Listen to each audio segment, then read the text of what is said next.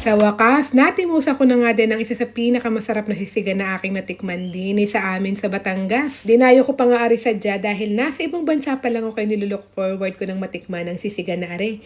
Andin nga ako ngayon sa isa sa mga branch ng First Bite Sisig sa may Shell Hayala Highway, Lipa City. Ang sisigan na ari ay pagmamayari lang naman from the name itself at alam ko na nadidinig nyo na ang tagline na ito. Sir Sinto aka First Bite, thank you Lord.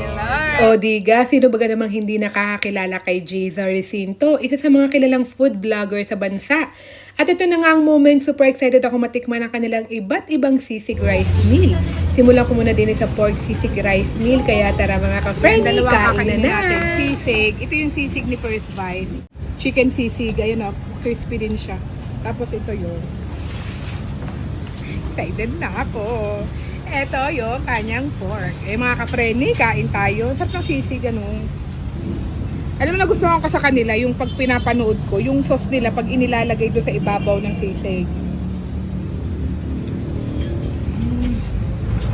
Heaven. First bite. Hap. Thank you, Lord.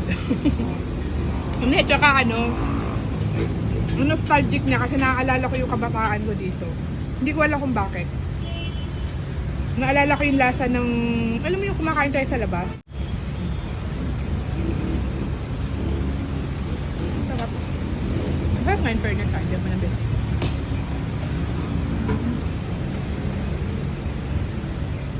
Malasa naman kahit walang sauce eh. Ang sarap kasi nung sauce. Parang Pero kahit walang papakin. sauce, sulit talagang hindi ka na maghahanap ng sauce. Ako kasi hindi ako malig sa sauce eh. Malasa kasi yung ano niya, Sarap karne. nga. Para bang ano, kapit na kapit yung lasa.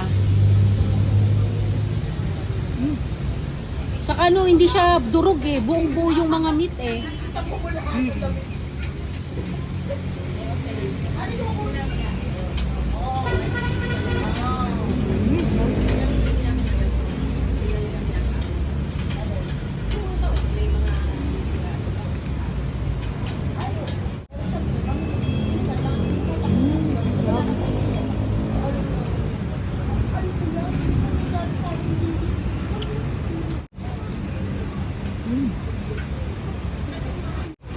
Hindi siya matigas.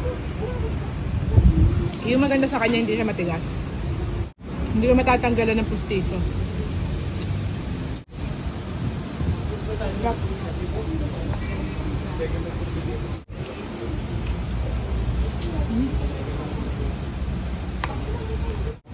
Babalik balikan mo, no? Magkano? 199. 1?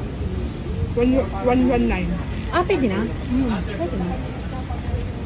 Sulit na yun. For only 119 pesos, di ba? Busog ka na. Sarap.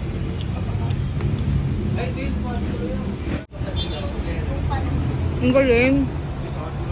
Ang sarap.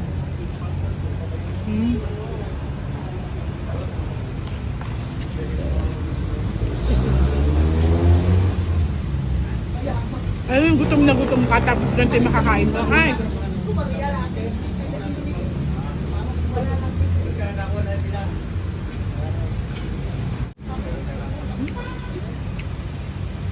Bango. Yep.